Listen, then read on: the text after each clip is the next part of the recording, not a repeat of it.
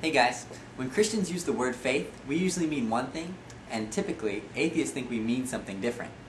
So it's really important to be on the same page on definitions, because if we both have different definitions for the same word, we might as well be speaking a different language, and it makes it really difficult to have a meaningful discussion.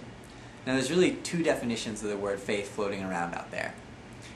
Popular atheists tend to define it as a belief in something without evidence, where Christians try and define it as a reason-based trust in what cannot be absolutely known. So I think it's worth taking a minute to try and figure out, biblically, what type of faith, or which definition of faith, are Christians supposed to have. Now I'm going to play a couple clips from a debate between Richard Dawkins and John Lennox, because I think they have some interesting ideas on this topic as well. Not all faith is blind faith, because faith itself carries with it the ideas of belief, trust, commitment, and is therefore only as robust as the evidence for it. Faith in the Christian sense is not blind, and indeed I do not know a serious Christian who thinks it is. Now I have to agree with Lennox here. Biblically, faith is more akin to trust, and blind faith doesn't make sense to me for two reasons. One, if all faith is blind, then why do we need the term blind faith? Seems a little redundant. And two, I'm not sure if anyone can actually have blind faith, because people always need some sort of reason for why they believe what they believe. Now, one of the main reasons I'm here on YouTube is to discuss the evidence for the existence of God. So, I'm a Christian because I think the evidence for Christianity is persuasive. Because my faith is based on evidence, by definition, it cannot be blind. Now, I do think there is such a thing as irrational faith, which would be faith which is based on poor reasoning. But luckily for me, biblically, faith is not supposed to be blind or irrational. I don't quote many verses, but this one verse seems particularly relevant. 1 Thessalonians 5:21. Test everything, hold on to the good. Thank you. Okay, so testing everything and believing blindly, those two things are on opposite ends of the spectrum. And not only are we supposed to have a reason for what we believe, but we're supposed to make sure it's a good one. Now, this is probably the most important point I have today.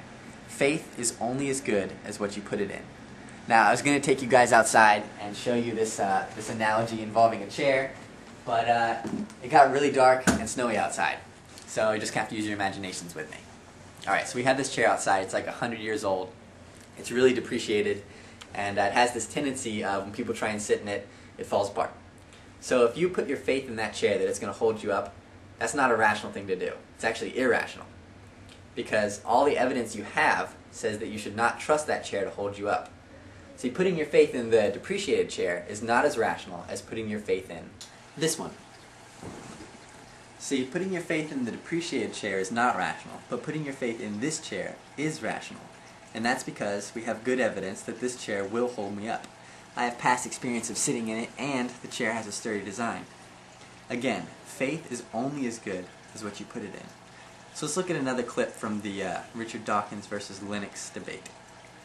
When you say faith is rational and evidence-based, I mean, if that were true, it wouldn't need to be faith, would it? I mean, if there were evidence for it, why would you need to call it faith? You'd say just evidence. And when you said that faith in relativity, in Einstein's theory of relativity, is evidence-based, that of course it is. But the evidence is all important. I mean, Einstein's predictions fit in with observed fact and with a whole body of theory, whereas we only need to use the word faith when there isn't any evidence. No, not at all. I presume you've got faith in your wife. Is there any evidence for that? On Yes, which plenty. you base it? Yes. Plenty of evidence. So it's clear Dawkins and Lennox have a different definition of the term faith, and as such, it makes it really difficult to have a meaningful discussion. Now, if there's any atheists watching this, I'm sure you may have come across a scenario where a creationist says something like, evolution is just a theory. And I know that can be frustrating because when you use the term theory, you think of one thing, and when the creationists use the term theory, they tend to think of something different. Well, when it comes to faith, it's very similar, except the roles are reversed. I think we should take this opportunity to learn from each other, rather than repeat each other's mistakes. And as always, test everything, hold on to the good.